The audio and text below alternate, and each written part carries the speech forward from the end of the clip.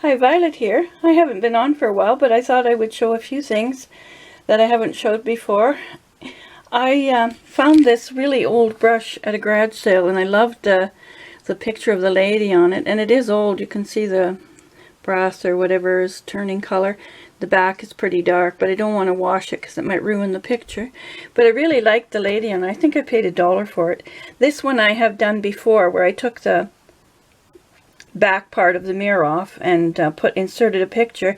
But with this one, I took this picture, scanned it, enlarged it, and printed it out and put it on this mirror, and then put some bling around it. These are all vintage pieces, and so I have it in my bathroom, and I like it a lot better than what was on there. I think I left the original underneath, but I put on the pretty picture on the back of the mirror. So there was that. And then I have some other little short videos to show you.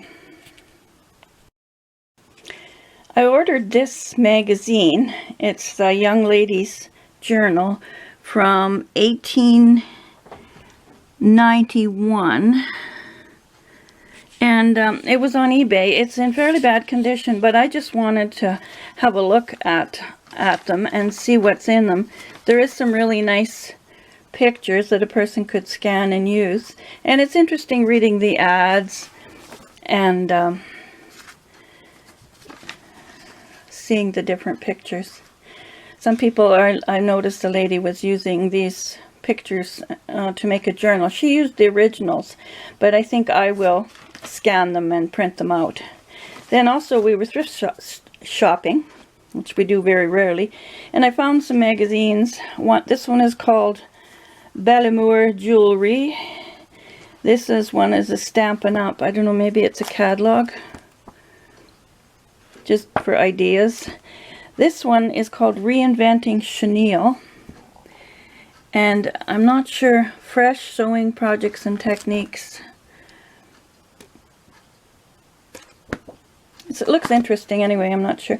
This one is on felting. 25 projects for stitched and felted accessories, and it's called Heartfelt.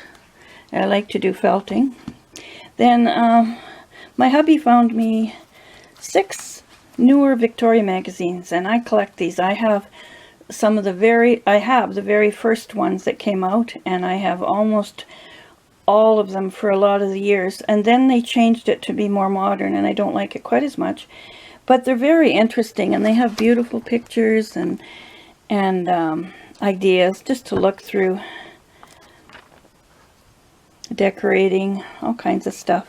They feature different countries too, like this one is on the Romance of Scotland, the Charm of French Style, Splendid Spring. Here's the Charm of French Style. They repeat, I guess, different months.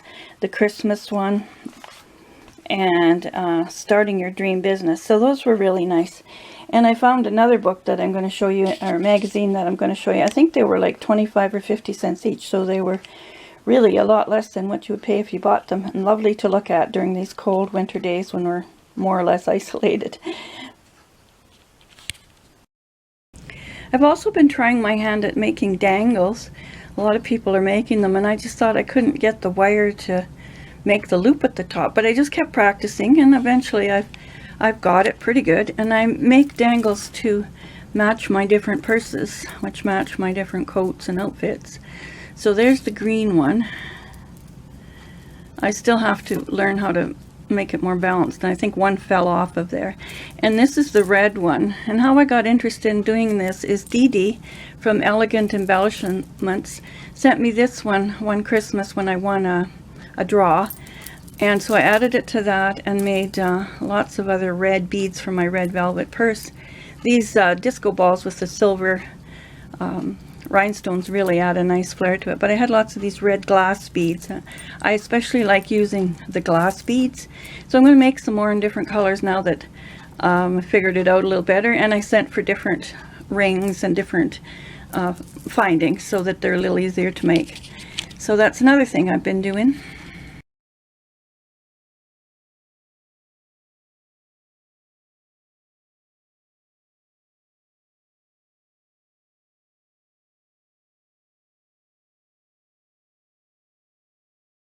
Here's more of my thrift store finds. I found these two neat French language pillows, and they were in really nice shape. I think they were $2 or $3 each, and they're washed, and I washed the inside pillow too. Then I found this really interesting book. It's called The Artful Ribbon, and it talks about how to make all kinds of different ribbon flowers, and some of them are pleated. Just wait a minute. The ones I like were pansies, and they give you the directions of how to sew the ribbons and all the different kinds of ribbons you can get, with wire, without wire, and what you can do with them. So I think that'll be really interesting to look through and get some new ideas about ribbon making. So there's a couple of my thrift store finds.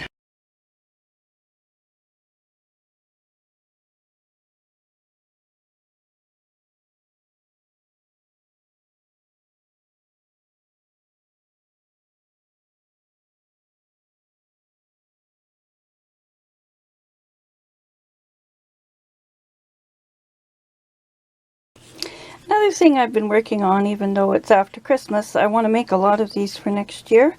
They're the using the die, the Tim Holtz or Sizzix Alterations Tattered Poinsettia die to do the flower pieces. And I use some of these glitter papers along with, I'm going to do some white cardstock ones, and then there's pink. I'm going to make some pink ones. I'm going to make a set of the different flowers and silver one. I saw Maggie White make one years ago on her, I think it was a hop one where it was where they had to only spend a little bit of money. I could put the link if anybody wants it. And I've always admired the ones she did with glossy accents and diamond dust. So I've been trying to make different sets of these. This is all the start I've got. I've even found some ribbon with poinsettias on. And I ordered the embossing folder, which I never even had any. I've never had embossing folders. Oops, the light is shining. So that I can put texture on the poinsettias after I cut them out. So this is what one looks like. It's not finished, with the embossing done on the leaves or the petals. And then I found an embossing folder that is poinsettias just for cardstock, so I can make sets of things. And this is what the embossing of the poinsettia, everything's gleaming here, looks like on the white cardstock. So I thought I'd make sets of these for gifts. My craft room's looking awfully busy in here. Been trying to get things organized, but the sun is shining in, which is nice because we've had weather that with the wind chill is minus almost 50 Celsius. And so I've got a lot of stuff to look through and work at. It's kind of a mess in here right now. That'll be another project. There's lots of long cold winter's days to work on it. So thanks for watching, and then I'm going to show a picture of my hardwood floor that I varnished, or well, it wasn't varnish, it was a nice coating that's acrylic for the winter, but it was unfinished, so I just had to sand it. It's not perfect, but it's a lot better than it was. Thanks for watching, stay safe, and talk to you soon. Bye for now. Another thing I've been doing is I got out my old Singer sewing machine, treadle machine, and put it different. I've got lots of different machines. The one that was originally in here wasn't very good. It still had those long little barbell bobbins. This one is a Singer 1590, I believe, and it was electric, but I just disconnected the motor and put the cord back on so it's treadle. And so I've been experimenting with it and just having fun with it. This one even has a light on it, which is a really nice feature. And then I've been gathering up all these different feet and accessories that I've collected over the years. There's a buttonhole attachments, decorative zigzagger, automatic zigzagger, because this is just a straight stitch. And then I've been practicing the stitches just and learning, getting used to treadling again. I can only use my left leg because my right knee is so sore. I don't want to aggravate it.